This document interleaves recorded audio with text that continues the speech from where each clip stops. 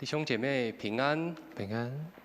感谢神，让我们能够不管是在教会或者是线上，都能够来参加今天的祈祷会。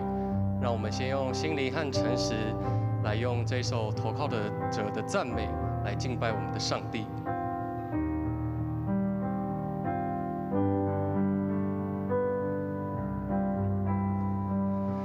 万军之耶和华，哪一个大能者像你？你的心事在你的思维，藐视你的都要羞愧。万军之耶和华，哪一个是恩者像你？你的慈爱流传到万代，敬畏你的欢喜敬拜。大水泛滥的时候，你在宝座上为王，任凭狂风巨浪凶悍。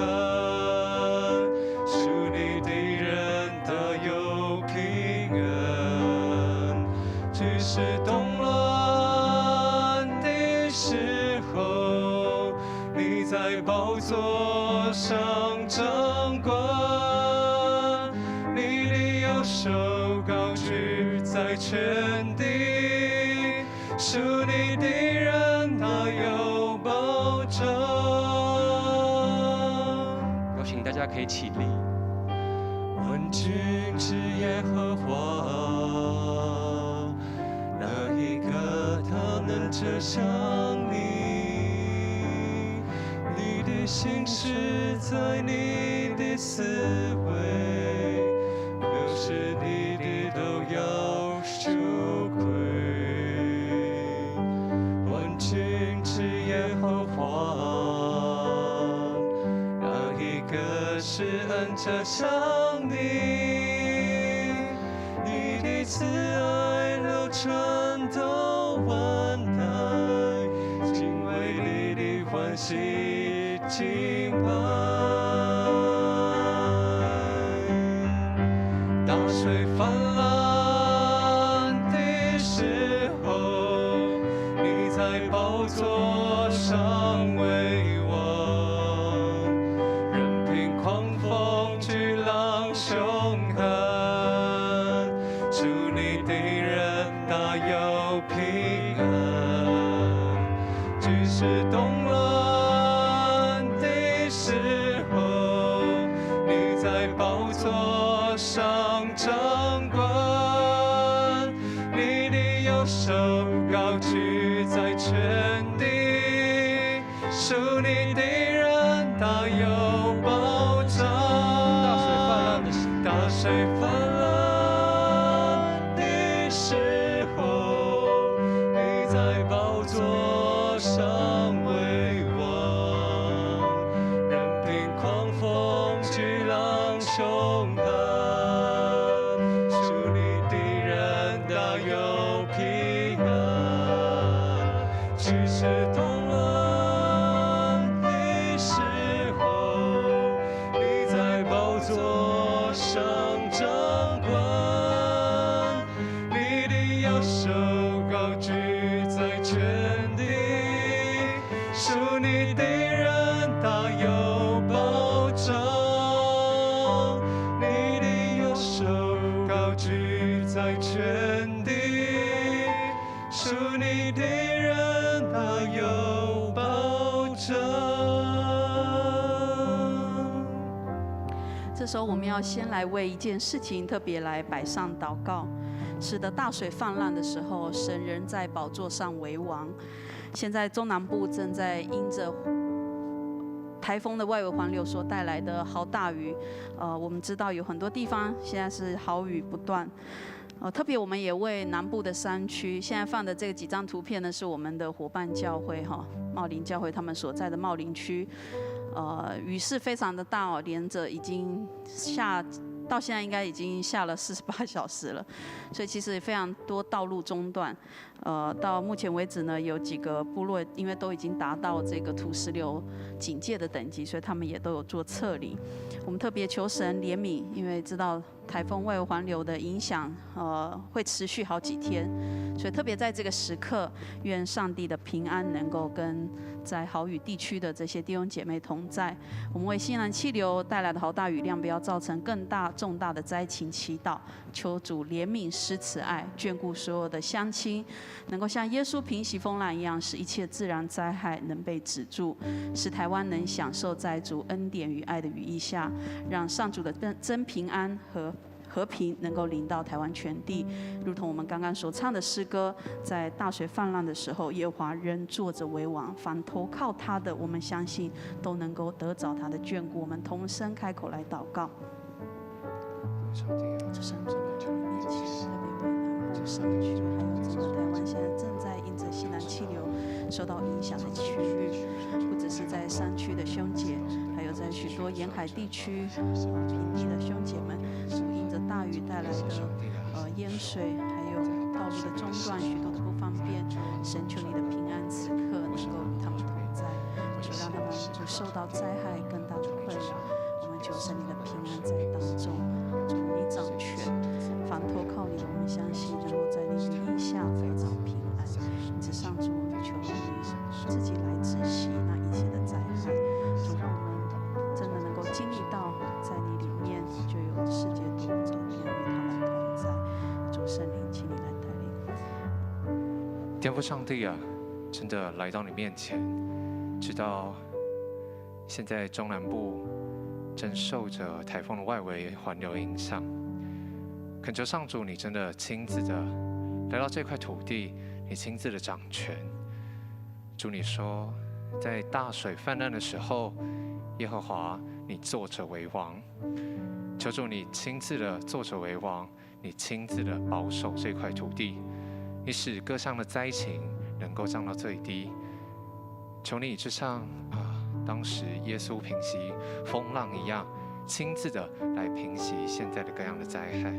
恳求上主真的亲自的来到台湾，亲自的掌权。我们也为着在这过程当中受到风雨、受到各样的天灾影响的每个家庭，真的向你祷告，愿你亲自的赐下平安，愿你亲自的来到他们生命当中，亲自的来保守，使他们能够在你的爱、在你的眷顾底下，能够平安的度过这一次的风浪。主，谢谢你，求你垂听我们的祷告，奉主耶稣的名祷告，阿们。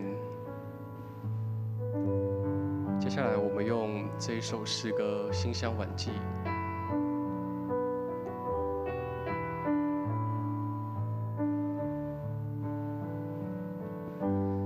耶和华，我的力量啊，求你赐给我真挚的心，不叫我陷入那世间诱惑。我举手祈求，如献晚祭。耶和华我的力量啊，耶和华我的力量啊，求你赐给我真挚的心，不叫我陷入那世间诱惑，救我脱离恶人网络。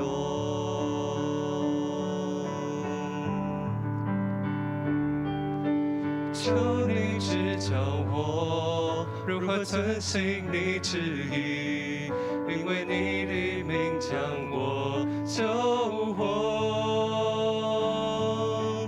因你是我神，将我藏在羽翼中，我的心将一生仰望你，因你是我神，将我藏在羽翼中，我的心将一生仰望你。耶和华我的避难所，耶和华我的避难所，求你留心听我的声音，愿我的祷告如香，陈列你面前，我举手祈求，如弦万金。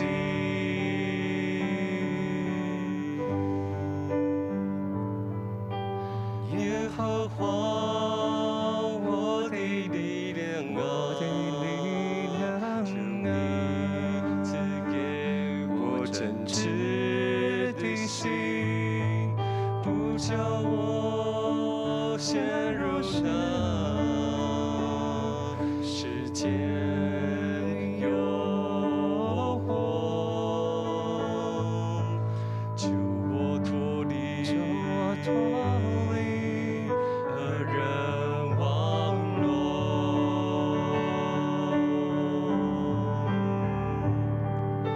求你指教我如何遵行你旨意，因为你的名将我救活，因你是我神，将我藏在羽翼中，我的心将一生仰望你，因你是我神，将我藏在羽翼中，我的心将一生仰望你，因你是我神，将我藏在羽翼中，我的心将一生仰望你，因你是我神，将我藏在羽翼中，我的心将一生仰望你。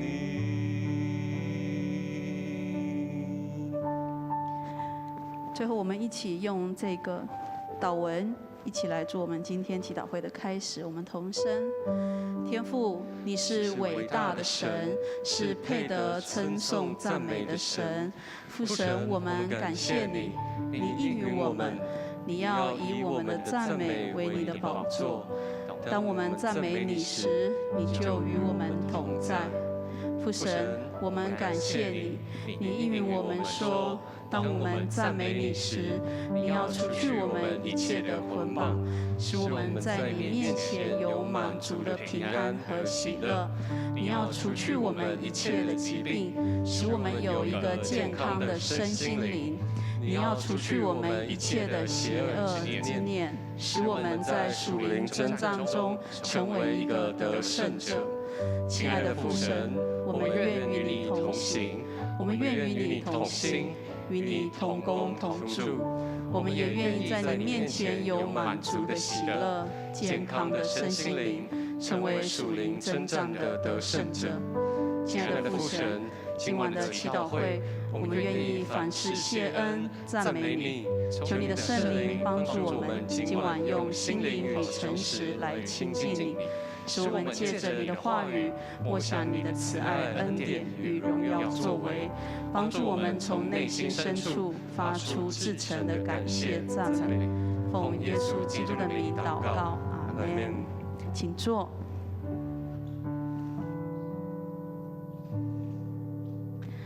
感谢神，今晚又是祈祷会的时间。我们刚刚在祈祷会开始，也特别为在中南部的弟兄姐妹来代祷。有的时候环境真的是这样，台湾虽然很小，可是南北的差异极大哈。我同时在这个卢凯中会牧者的群组里面呢，就从前天开始前天晚上昨天早上他们就非常多的讯息出来哈，就是好大雨的这个讯息，包括交通的中断呐哈。那目前还好，没有电力中断哈，因为有的时候交通中断、电力中断好几天就非常的不方便。我们在台北市，很少碰到像在南部山区那样的一个时候，就是真的一个中断、一个停电，可能就好几天哈。我们这几次呢，今年的暑假。应该说，今年为止，在我们教会大概2次碰到断电，很特别。一次就是上一次，全台湾一起大停电的那一次，其实我们也碰到这个断电的时刻。接下来就上周，应该是上周的时候，又有一个突然的大停电在士林区，哇，那个几个小时就非常的感觉到不方便，尤其是我们教会的这个发电机它就会立刻作用，然后就好像空袭警报一样，因为我们的发电机在顶楼，所以呢那个声音非常的响。可是我们那短短几个小时，我们就会感受到真的是很多事情做不来但是我那天这2天同工跟我说那他们这个下雨还好吗？我就说还好啊，目前他们听起来都说还好，可是看照片的时候，大家不知道觉得还好不还好为什么他们觉得还好？因为我们的这些在山区的牧者们，他们都觉得只要不是停超过1个礼拜，道路不是中断1个礼拜以上，他们都觉得还可以接受这样。这就是南北差距甚至我们说城乡差距、部落或山区跟平地的差距。我们都同样生活在这土地上。可是我不晓得我们有没有那么深刻的去感受到彼此生活当中有这么大的不同我们对于便利或是对我们习以为常的事情即便就在台湾这么小的一个范围里面，可能都有极大的差异性。很多时候我们不一定真的明白彼此了解彼此，即便那是我们的伙伴教会。我们在最近呢这几天也因为疫情的关系，我们还是决定这个暂停了前往茂林的短宣。虽然我们同工都非常的期待而且大家做了充足的预备，可是我们还是考虑整个疫情的发展，让这个大家的心能够比较安稳所以我们在前几天呢，最后决定改为线上实体的聚会、实体的出队就暂停。但是我们在看到这个雨季还有现在大雨的发展，其实南部的这个教会的牧者，虽然他们也很期待我们能够到那边，不过他们看到这个雨势，也是说，可能上帝知道上帝晓得后面可能有更大的一个雨势会来临，那可能我们的行程又会受变动。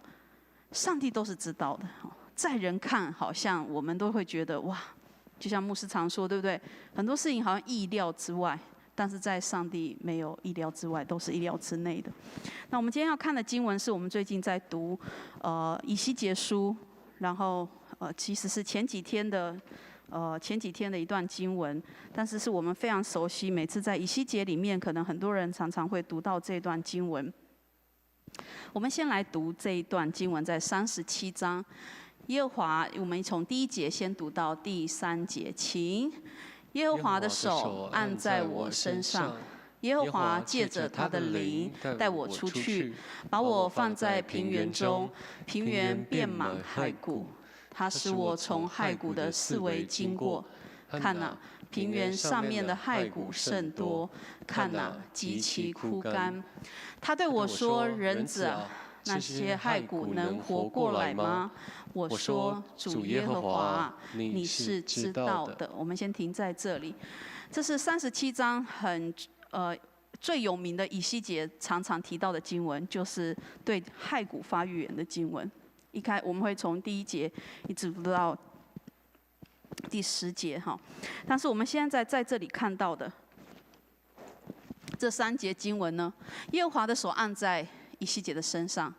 我们晓得，在37章之前是对着众列国发的预言、审判的预言，以及对以色列发出的审判预言，跟上帝对以色列重新要恢复的一个心意。之后呢，就进到这个以西结很重要的一个意象当中。他说，在这个意象里，耶和华的手按在他的身上，然后呢，把他带他出去，放在平原当中，可是这平原片满骸骨。我们晓得这骸骨都是因为战争所残留下来的这个尸体，然后都已经变成白骨了哈，好像坟场一样。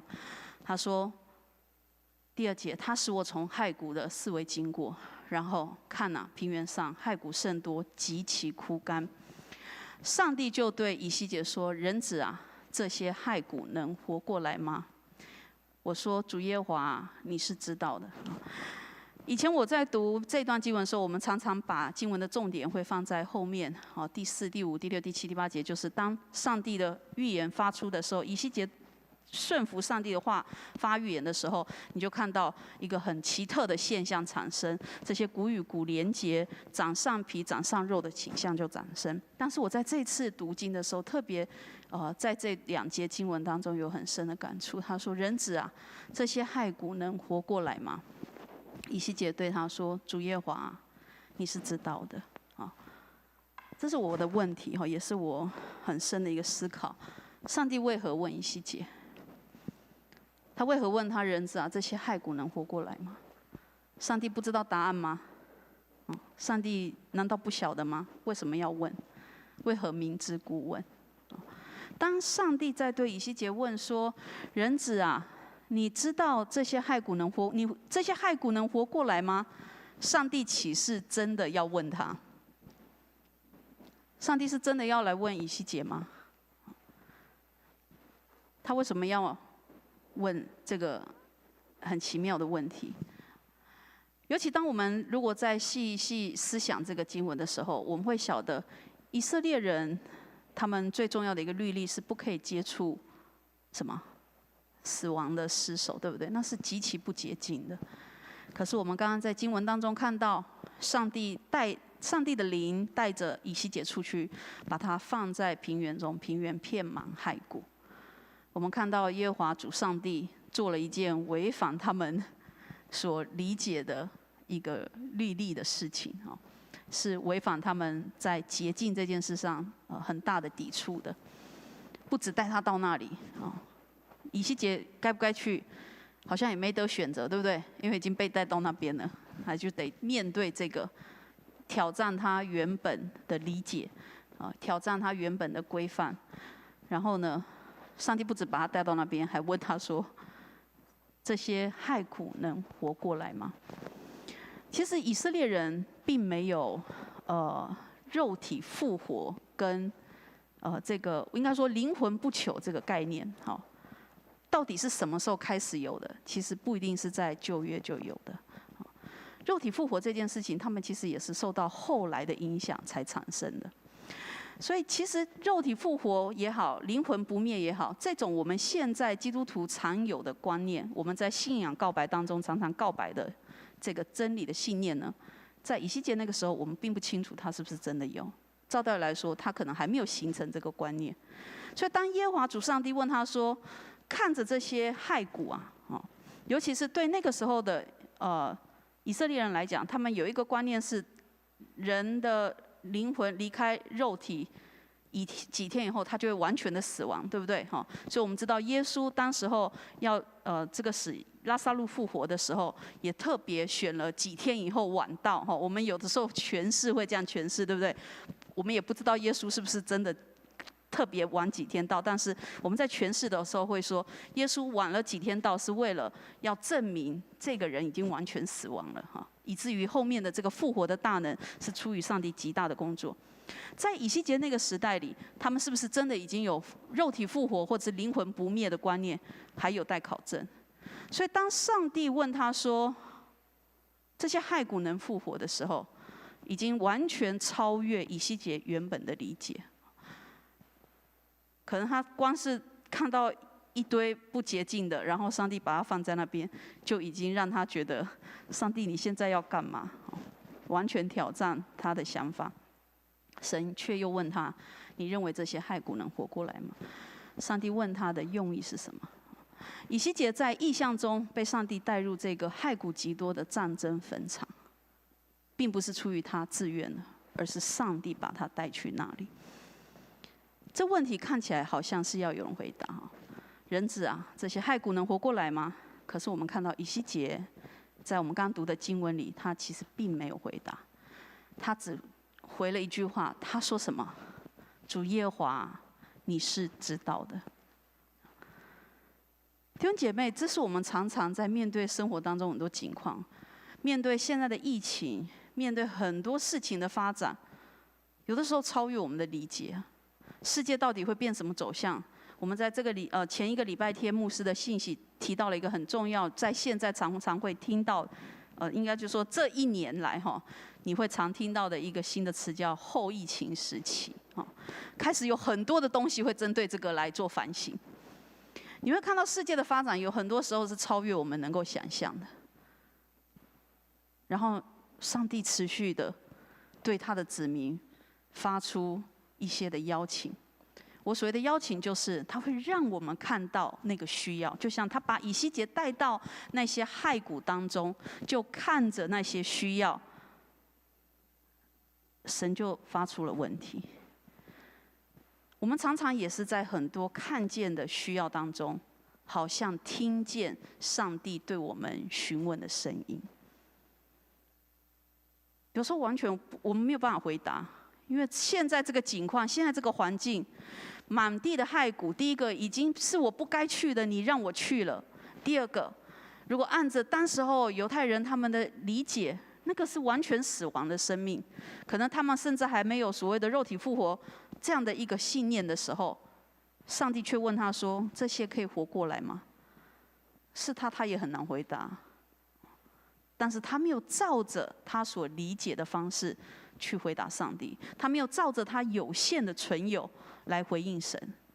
他有一个最谦卑的回应，就是主啊，我是不知道的，但是你是知道的。在我们看见很多的需要，神有时候把我们放在一些环境里，让我们看到这些事物超越我们理解，可是我们好像以西结一样，听见上帝的呼唤，听见上帝的邀请的时候，我们是能够很谦卑的在神面前说：“是主，我真的不明白，主上帝，我真的不晓得，但你是知道的。”我们有这样极大的信心吗？我们不知道，但是上帝知道。上帝知道这件事情非常重要。我们在前一段时间小组的线上小组的聚会当中呢，我们听到一个老姐妹的见证分享，对不对？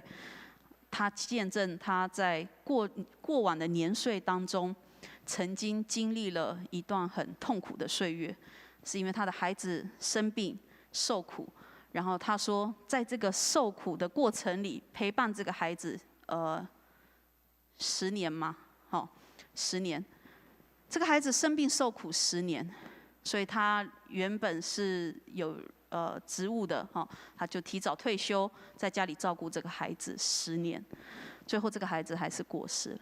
他说他非常的痛苦，在这10年当中，他不明白为什么遇到这样的事。本来家庭应该是非常幸福的，不予匮乏的，但是却在孩子很年轻的时候，让孩子遇到这样的苦难，以至于他们必须得被迫改变他的环境，他必须得提前的退休，然后就是照顾这个孩子，因为在那个年代，他们是没有办法花更多的钱来照顾这个孩子的。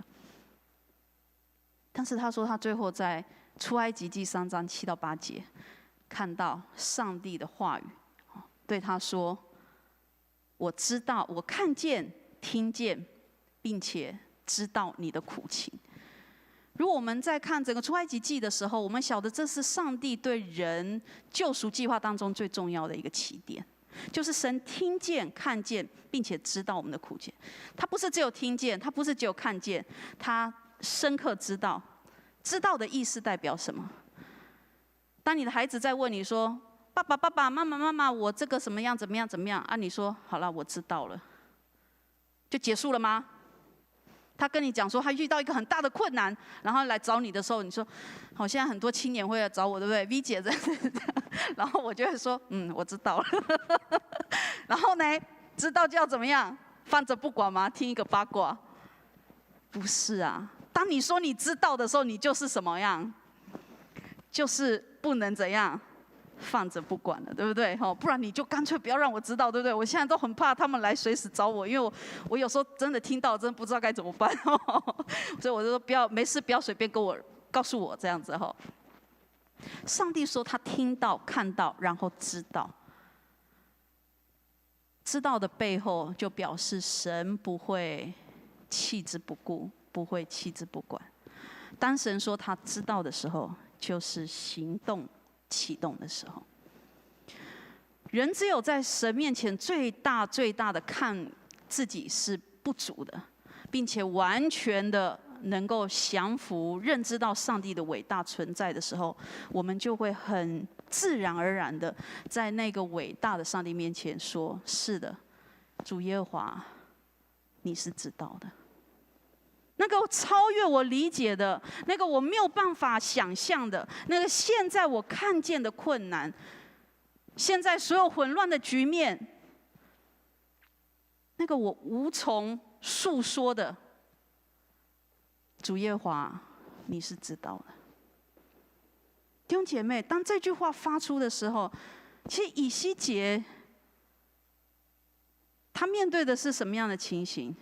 是已经正在遭受到一个审判，或者是正在遭受到非常残酷的一个现况的局面。当然，我们不去讨论他的成书的时间，这个成书的作者到底是什么？我们暂且把这个放在一边讨论。就那个当下，从经文来看的时候，前面已经发出了这么多的审判的预言，而且上帝必定来行动的时候，最后看着骸骨，以西结能说什么？你要随随便便说可以，他可以复活吗？那他还真是怎样随便敷衍神，对不对？你知道他能复活吗？我们还真不能随随便便敷衍神啊。他说：“主耶和华，你是知道的。”这句话带着人对自己最大有限的认知，也带着人对上帝最大的敬畏跟信靠。因为他晓得，在我不知道的，在耶和华那里，他能够明白，并且当我知不知道不是重点，上帝你是知道，你知道就好了，因为你知道，你就会有你的行动。这是拯救跟盼望的起点。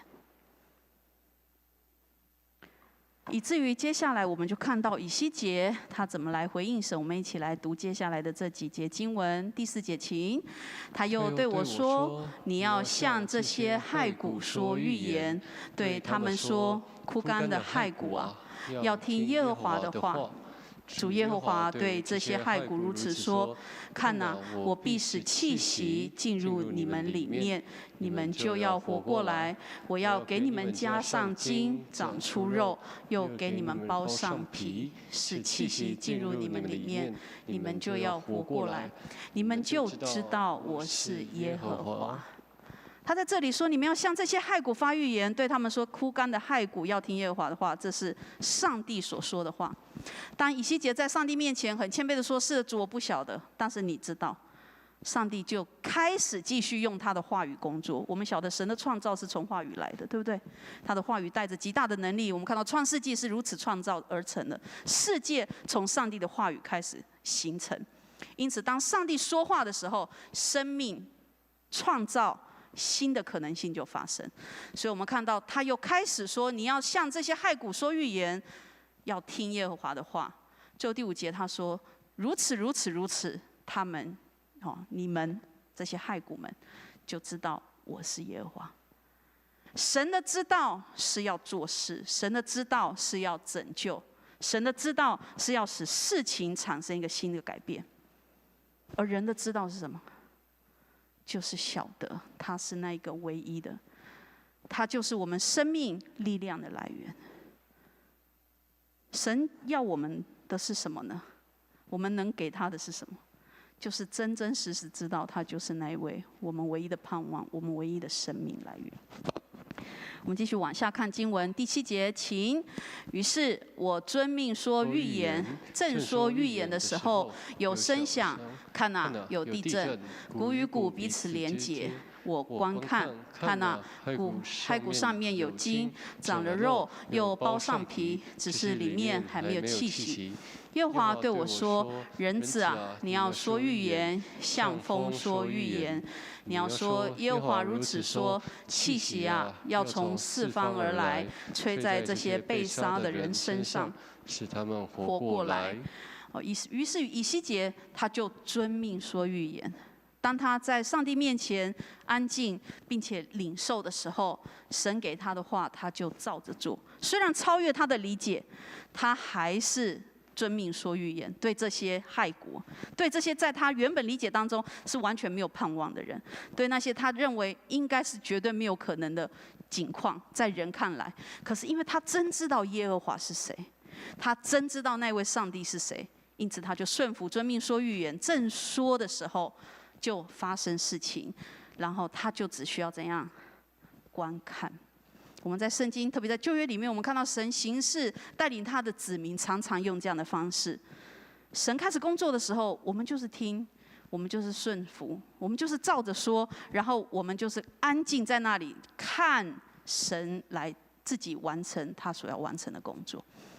接下来耶和华对他说：“人子，你要说预言，向风说预言。”我们知道在这里，这个风指的就是那个如哈，就是我们在创世纪一开始的时候，上帝的灵运行在水面上的那个字是一样的，他们就会活过来。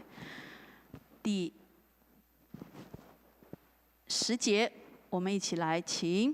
于是我遵命说预言，气息就进入骸骨，骸骨就活过来，并且用脚站起来，成为极大的军队。他对我说：“人子啊，这些骸骨就是以色列全家。”他们说：“看哪，我们的骨头枯干了，我们的指望失去了，我们灭绝尽尽了。”以西结遵命说预言，上帝的灵，也就是那个气息，就是那个风，就进入骸骨，骸骨就活过来。不只是长上肉，不只是长上筋，包上皮，不是成为一个木乃伊，或者是一个看起来有皮肉但是没有生命，而是真实的生命就重新进入。而这个灵进入以后呢，他们就站起来，成为极大的军队。这个对比在哪里？是这些人原本认为自己是骨头枯干的，是指望失去的，是灭绝尽尽的，是没有任何盼望，没有任何未来的。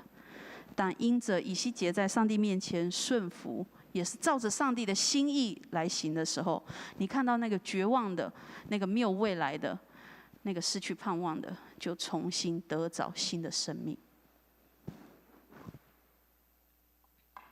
最后，我们看到12节到14节，我们一起来读。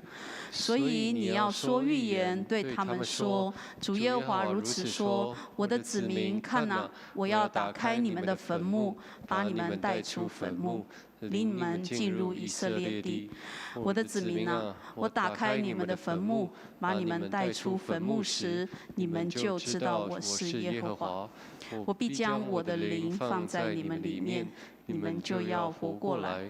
我把你们安置在本地，你们就知道我耶和华说了这话，就必成就。这是耶和华说的。12节到14节带着极大的祝福。以西结说预言，对他们说：主耶和华如此说。然后我们就看到这群人不只是重新有了生命，并且离开了那个死亡绝境，然后呢，他们就真的知道耶和华是谁，因为主将他的灵重新放在他们里面，他们就活过来，并且被安置在本地。弟兄姐妹，神把我们安置在哪里呢？我们有看到，在上帝新的灵跟新的工作当中，神让我们安置的地方，就是主自己工作的地方吗？我们有理解，当我们带着新的心和新的灵的时候，神把我们安置在哪里？那里就是神自己要工作的地方吗？我们还在寻求什么呢？我们会觉得上帝啊，你要把我脱离那个境况吗？会不会我们要脱离的不是那个境况，而是要脱离骸骨的生命呢？我们需要的可能是新的心和新的灵。当上帝的气息重新吹入我们的时候，我们会看见我们要脱离的并不是那个地方，而是脱离我们骸骨的生命。耶和华如此说，就必成就。这是耶和华说的。我们看到以西结非常明白，上帝是永活的，是生命的源头。他取人性命，也使人再生。死亡或各样的绝境，都不是上帝不能克服的障碍。没有任何一个事情能够高过上帝的全能。以西结没有回答上帝的问题，回到我们最前面，这些骸骨能复活吗？他说：“耶和华，你是知道的。”其实我不晓得以西结是不是真的有信心，还是他其实没有信心。可是他说：“主啊，我真的不知道，但你是知道的。”弟兄姐妹，我们正在面临的情况是什么呢？我的家庭、我的职场，甚或整个世界的发展，很多人的这个事业可能受到疫情的影响。甚至在后疫情时代，我们有非常多必须要改变的模式，聚会模式，很多教会都受到挑战。弟兄姐妹不再回来教会，哇，真的要想尽办法让大家还是知道我们必须要回来敬拜神的。有太多事情面临挑战了。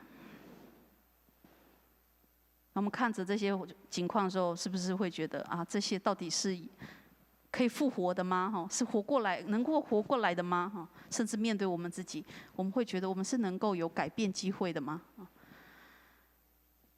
我们不晓得，上帝晓得，上帝知道。求上帝帮助我们，我们能够对神有如此的信心，以至于我们每一次来到他面前，我们是呼求他恩典，呼求他的怜悯。在我们有限、我们无法理解之处，我们呼求上帝说：“主啊，你听见、看见、知道我们的一切，你知道我们的苦情，并且你亲自来到我们当中，再一次用你的话语来做复活、恢复跟奇妙的工作。”以西结不知道答案，他只需要知道耶和华是晓得这一切的，他只需要听从，即便向死亡的这些骸骨去宣告、召唤上帝的旨意，看起来是非常愚蠢的，但是他也是顺服去做，而确实神的作为也就在他眼前实现。求恩主帮助我们，在这个后疫情时期，面对我们各自正在面对的挑战跟新的调整。我们已经开始2周的这个恢复上班，对不对？已经有的人已经回到公司2周了。可能2周前都还在想说啊，在家里太久了，好想回去哦。我最近听一些青年讲，就回公司又开始觉得想在家里了，这样。生活一直在调整，很多事情都在改变。那我们是成为那个有上帝的灵和上帝所赐下的气息在当中，并且能够明白神把我们安置在那个境况里，有上帝工作的人吗？还是我们仍旧是躺在那里等待被拯救的呢？求上帝帮助我们，不只能够被拯救，我们也能够学习成为以西结，在那些我们不明白之处，神让我们看见需要之处，我们也愿意听从，听见上帝的旨意，神的所发出的邀请，我们就去向那样的一个境况说出预言，并且看上帝在当中重新施行拯救的工作。我们一起来用这首诗歌做我们今天信息的一个回应，然后等一下我们要开始为几件事情来祷告。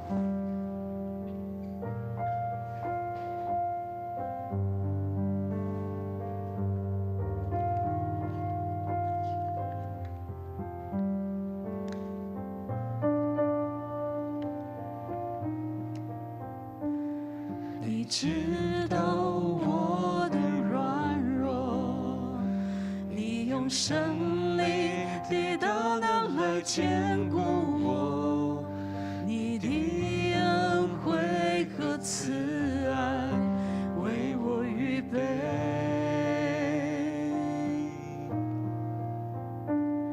你心事极其广大，你的怜悯不知断绝，满有恩典。我寻求你，仰望你的容颜。从头来，你知道我的软弱，你知道我的软弱，你用圣灵你大能来坚固我，你的恩惠和慈爱为我预备，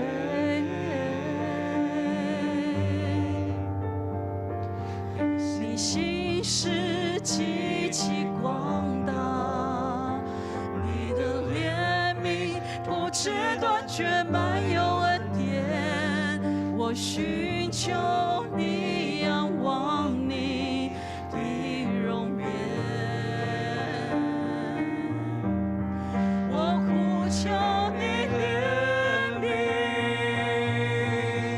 我呼求你恩典。我抓住你应许，坚定依靠你，怜悯原是向审判跨身。我呼求你怜悯，我呼求你恩典，你同在不离开，圣灵扶持我，你是我拯救。你知道我的软弱，你知道我的软弱，你用圣灵的大能来坚固我，你的恩惠和慈爱为我预备。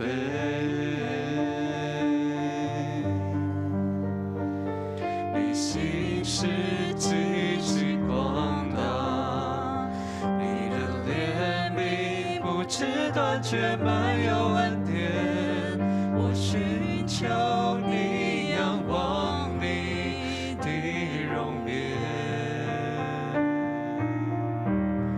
我呼求你怜悯，我呼求你恩典。我抓住你应许，坚定依靠你，怜悯原是向审判跨身。我呼求你怜悯，我呼求你恩典，你同在不离开，圣灵扶持我，你是我拯救。呼求他的怜悯，我呼求你怜悯，我呼求你恩典，我抓住你应许，坚定依靠你，怜悯原是向审判跨身。我呼求你怜悯，我呼求你恩典，你同在不离开，圣灵扶持我，你是我拯救。接下来我们就要为几件事情来祷告。第一个，我们为疫情持续能够稳定受控制来祷告。台湾疫情警戒已经降至第2级，目前没有解封，完全的解封。虽然各行各业现在大家正蓄势待发，想瞬间提升产业，我们也求主眷顾保守，帮助我们能够在疫情安全的前提下进行各样的恢复，使我们的国家及国人能持续保持稳定。控制整个疫情，直到完全的消除。所以我们在下一页，我们也为另外一个我们这2件事情一起来祷告。我们也为暑假生活当中的学生，现在已经进到8月第2周了哈，就是还有1个月的暑假，所以我们也求上帝保守每个孩子他们在暑假生活的学习，不论是信仰的学习，或者是他们的作业能够顺利的完成，也预备好自己要进入新的学期。求神带领眷顾，有圣灵的同在，使他们暑期生活不要有太多不好的因素的影响，能够有好的运用在这些新的科技产品上。然后我们也求上帝赐给他们明亮的心智跟眼目，让他们听所当听，心看所当看，求神保守他们每一天的生活，使他们暑假生活能够有好的休息，也预备好自己进入一个新的开始。特别为他们在这一段时间与上帝的连结，现在很多的活动不能进行，所以他们只能很多都是在家中，也为他们的家庭关系有更好的一个关系来祷告。所以我们先为疫情的持续稳定控制，以及孩子我们每个学生的生活，每个青年他们在这段时间生活，我们同声开口来祷告。父神，我们来到你面前，再次为每一个学生仰望在你手中。主，在疫情期间，特别要求神你来保守我们很多的行程、我们的活动计划受到影响，让我们有更多的时间能够安静下来，跟家人相处，也在线上有不一样的一个学习。求主保守我们在这样的一个时期里，每个学生他们真的能够被圣灵的自己来掌管，使他们所做的每件事情，他们生命是有益处，特别保守他们的安全，他们在家中的关系能够更加的恢复，彼此有平安。为台湾整个疫情的发展，在这里在你手中，神，特别求你眷顾，看到这个疫情受到控制，也赐给我们的执政掌权者，每一个在前线的防疫人员，他们能够精神、体力继续来完成这场战争，让这个疫苗能够普及到所有的人民。是的，这样接下来，我们也为教会的事情来祷告。我们为教会身体欠安的兄姐黄体芳弟兄、慈青姐哈，感谢神，有看到他清醒嘛哈，有跟牧师有一个通话，继续为他们恢复来代祷。第二点，特别为花父子姐妹，在前天的凌晨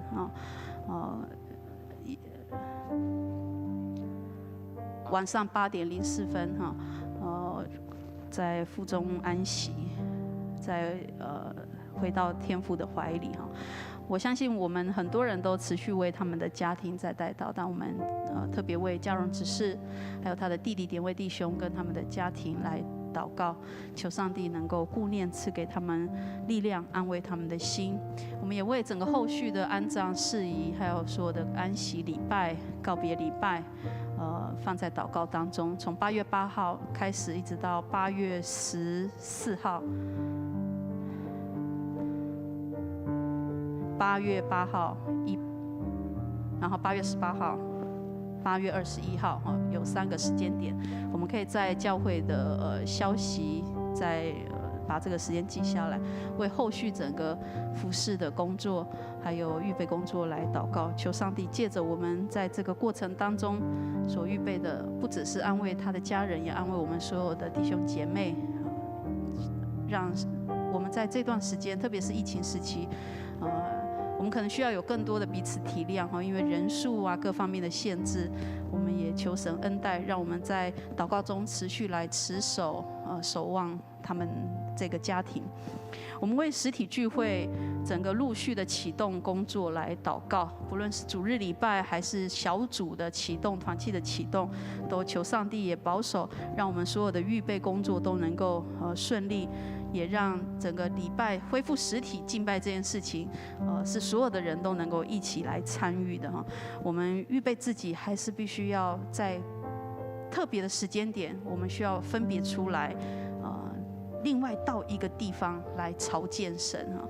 这是从整个以色列人的历史，我们也看得见哈。这是我们人类都持续在学习的，即便我们在这个后疫情时期，把特别的时间分别出来与神亲近，甚至是到特别的地方来与神亲近，这是我们大家都要一起参与的。所以我们特别求上帝保守整个实体聚会工作能够顺利进行，来祷告。为怀象的线上培训课程能够顺利完成，我们明天会有最后一次的基础课，接下来有2周的2堂的装备课，也保守我们整个团队还有所有参与在当中的同学们，他们能够顺利完成来代祷。最后，我们为短宣事工，目前还在进行的有跟马远教会的线上联合聚会，还有跟茂林教会的线上联合聚会也正在筹备，所以求上帝保守，让这个整个工作训练，还有后续的这个线上聚会，都能够叫上帝的名得荣耀，也使我们彼此之间3间教会应该是说2间，然后我们跟马远教会，我们跟茂林教会彼此之间都能够有更好的连结来带导。然后最后我们也继续为众教会的需要祷告，为各教会恢复实体的聚会，我们所有的人都能够聚会不停止，还有为牧者、长子、同工们的同心服事，为教会持续站在破口中来守望，扶持弱势，为所有的需要不致短缺，为基督救恩仍然能够有创意的在这个时代传递来分享，并且为等候基督再来，我们持续有接受装备的心智。我们就为这几件事情同声开口来祷告。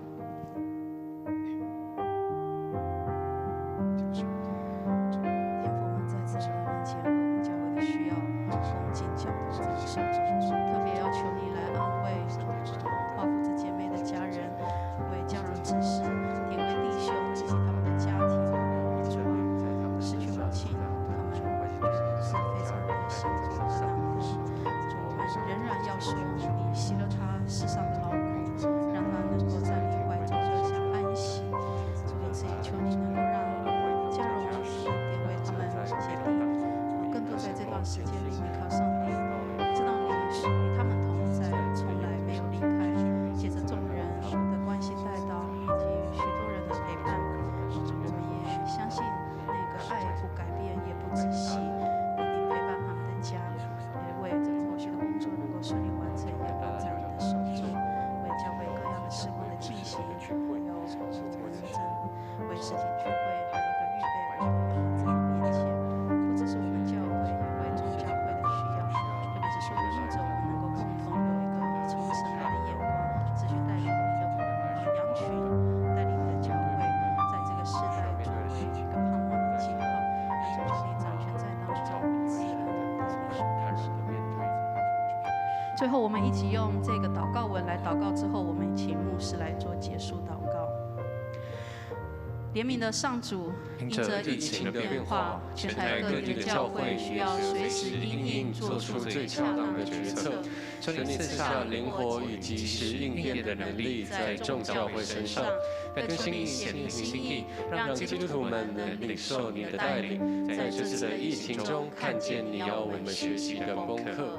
主啊，求你固守你儿女们的身心灵，使他们身心健壮，每日从你身上领受全新的恩膏，来服侍及守望你托付给他们的世界。奉主耶稣基督的圣名祈求，阿门。感谢主上帝，让咱踮伫今仔日暗时有这个时刻，无论是踮咧教会礼拜堂，还是踮咧厝诶，踮咧线顶，咱同心来祈祷。一个细细的病毒所引起这款的疫情，但是互咱看到，原来上帝大细项代志，拢踮伫迄中间的掌权。无论是风台、地动、大雨，还是一个真细的病毒，主要花上帝掌权伫这中间。